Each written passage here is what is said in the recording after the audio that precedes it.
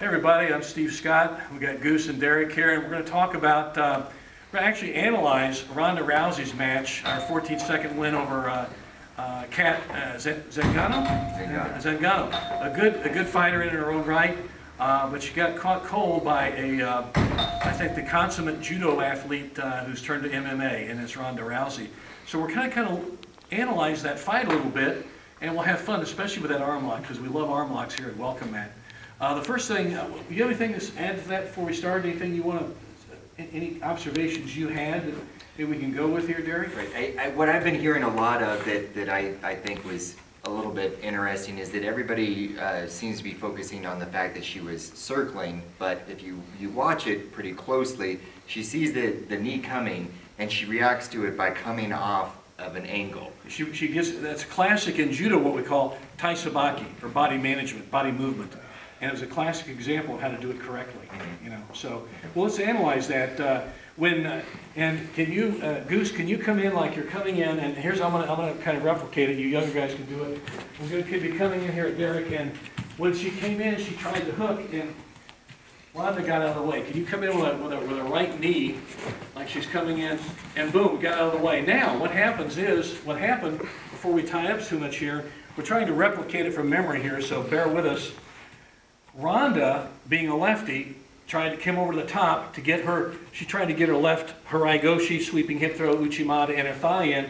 But what happened, Cat, from that knee, had the inside hip. Why don't you guys stand up a little bit, just stand up. When she had that knee up there, as she tried that knee and Ronda moved out of the way, that put the right hip inside.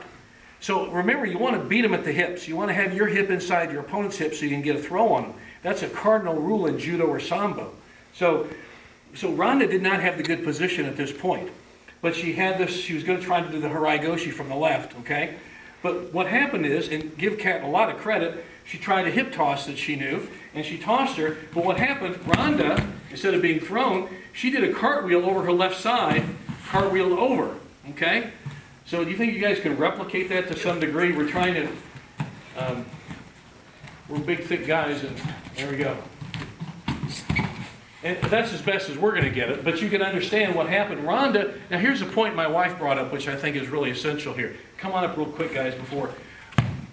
My wife, Becky, who is a world-class judo player and also a sambo world champion, we do lots of throws in judo and sambo, lots of them. And Ronda had the presence of mind, even in the air, even in air time, she had the presence of mind of what to do. And so that's from thousands and thousands of practices where she was doing throws and being thrown and getting and throwing people. So she had the wherewithal, what it took to do a cartwheel. Even though she knew she was in trouble, she reversed the situation by a well-done cartwheel and ended up actually reversing the situation, reversing the throw on her opponent, and ending up putting her opponent on her back. And if you look at it, if you study that, you'll see that's what happened. So as she avoided it and she saw she was in trouble, she was in the air, she did a cartwheel to really save her bacon, and she did it beautifully. And that was the start of this whole situation here. That's how Ronda ended up in the top position, literally, because she cartwheeled out and ended up with Cat on her back. So let's say we've got to that cartwheel point. Can you guys go ahead and get down where, okay, where it was? Okay, good. Now come on over here, Chris, and you can kind of key in. Now Ronda was doing a really good job, and I thought controlling here from a side position, what we call in judo monogatami, or chest hold. Okay, so you can see a good controlling position. But as I recall, Derrick, do you remember how Cat turned out, or what the series of events happened? She basically turned away and tried to get up to her knees. Okay, so to stop her from turning away to get over to the knee, yeah, turning over. Okay. Now, what Ronda did with her right foot is what we call an anchor. Now, Neil Adams was famous for doing this, and this is when I remember my wife and I were watching the fight, and we both said, oh, it's going to be the Adams turn, or the Adams roll. The world judo champion Neil Adams was famous for blocking people here. I've seen it. If you watch his judo, you see him do it many times. That stopped her from doing anything else. That was a key thing right there, okay? And again, controlling position. Ronda, some people say you have to give up position to get the submission. The total opposite is true. Ronda kept gaining more and more control of the position and ended up with a good submission. So take it from there what you saw too. So the arm swims through and she's trying to grab the head to get a reversal. If Ronda didn't know what she was doing and Cat came through, grabbed that head, pulled over, and then she's got a good north-south position on her. So as she's here, Cat cuts the arm through, turns over to try and come through, grab the head, and she wants to try and pull Ronda over. Boom, okay? Now for a good arm locker, turning away from them is like Christmas, okay? So she cuts through, gets that underhook, comes up, okay? Ronda immediately senses it, keeps this arm, and catches that hook in there, okay? So Cat's, by this point, on both knees. Go ahead and flip over on both knees.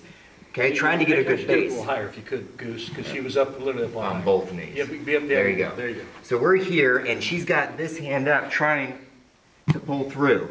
Ronda, at this point, is smart. She's keeping this hand here while she's trying to get a hold, okay? So as she's got this... She swims under. See how she swam and did the underhook there?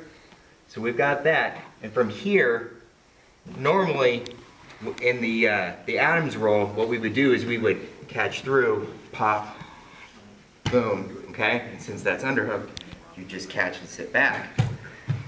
What Ronda did, go ahead and pop up again, okay?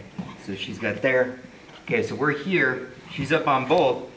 She realizes what's going on here and just pops through. Now before she did that though, she actually grabbed with the hand, grab up your leg. That was, and that really, really cranked that shoulder. There was that really committed that. She had that good ride there. And as she said in the post-fight interview, she was working on that overhook situation, which is a beautiful thing in of itself.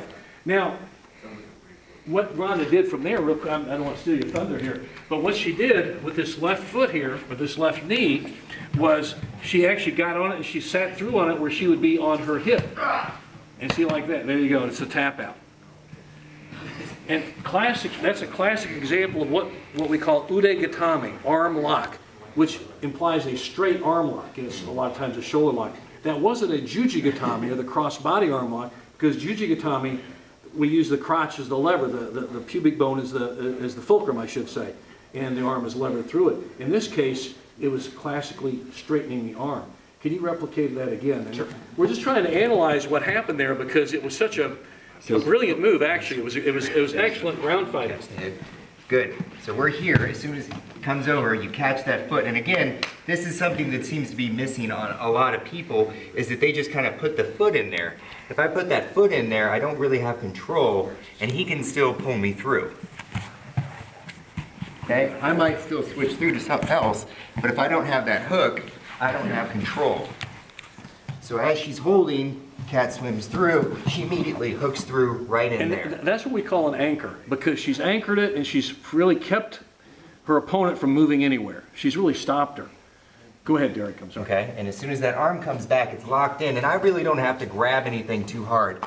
Just push, place the hand there, and in between that anchor foot and this, it's locked. Now watch when he sits through. Now, actually, I think her hip was in front, her knee was in front of the head. Right. So well, it started back here, and then she just kind of popped through, and then sat through really. Now, that sit through is a key thing here because it adds so much torque to the movement. Right. So we're here, come around, and as soon as I see that space in between the head, sit through, and then straighten out. And you'll notice that it starts with this, and you just straighten out, and there you go. And she arched beautifully. And you notice that to make it hurt more, what Ronda did and what Derrick's doing, see how straight that arm is? Look at that, and it's get a tap. Yeah, it's super, super nasty. Even if he wants to bend that arm that way, and I'm not too tight on it, by straightening out and keeping my feet hooked in where they are right now, that gives me the extra leverage to straighten that arm out and get the tap. You do the Adams roll from that, or Adams turn from that. Here's what could have happened if she'd have just wanted the jujigatami. So from a jujigatami situation, look, see how he's anchored here. Now watch, if she's going for the cross-body arm lock, she could turn that over and cut it from there. Or you could even grab it and do it the way you like to do it too. Here's another variation of it. Turn over, Now he anchors. Now watch when now he's going to get that arm. Okay, now when he sits back, now watch when he sits back, he can finish it and catch it there. There are a lot of variations that Ronda had there. The beauty of this move is that she was literally thinking and creating on the fly. And that's the mark of a truly gifted grappler. In this case, a judo athlete turning to MMA and Ronda Rousey. And guess what? She learned this a lot from her mother, Anne Maria DeMars. And when Anne Maria was the world judo champion in 1984. And years and years of just training, lots of throws. She saved herself by that cartwheel. Like my wife said, that was the thing that really turned the fight right there, having the wherewithal, knowing what to do in the air, and really taking back the situation, and really controlling the situation, once she countered her and put her on her back. So that was really what started the whole thing, and then taking it from there and just knowing what to do. It's a matter of controlling the position entirely. We have a saying here, control the position and get the submission. And that's exactly what Ronda did, wouldn't you say? Because she controlled every part of that positioning there. Yeah. And in being creative on the way, she didn't just have one thing in mind, I got to just do this. She saw a lot of options, and she took them when she needed them. And that's a person who really knows her ground fighting. Yeah. And she did. So, are you going to say something? You bring up the position, and there's an important part there with the cartwheel, in that when Cat did go for the throw, she basically went straight on for the throw. So an important part of finishing a throw is getting that turn through it so that the opponent comes over and under you. Onto the back. Yeah. Right. And one of the things that helped Ronda be able to get that cartwheel is the Cat went pretty much flat down, thinking she was going to just tackle her and get kind of a hip toss tackle going. So Ronda, you can see her hopping out on that one foot, and as they come straight down, that gives her the angle to be able to do a really good cartwheel out. The real cartwheel. Yeah. So in a judo sense, what Ronda, as a judo throw, you turn and you roll turning into it. What Cat made the mistake of doing was grabbing and just trying to toss and throw straight in a linear way, rather than staying round, as we say often in judo and sambo, stay round. And that's what Cat failed to do. That's why she missed the throw and allowed Ronda the space to cartwheel out, literally reverse the situation and take control and get the submission. Right. So it was a brilliant arm lock, and again, it's classified as a straight arm lock, Udigatami, just by the fact there was an overhook there, and she didn't use the crotch as the fulcrum, the pubic bone.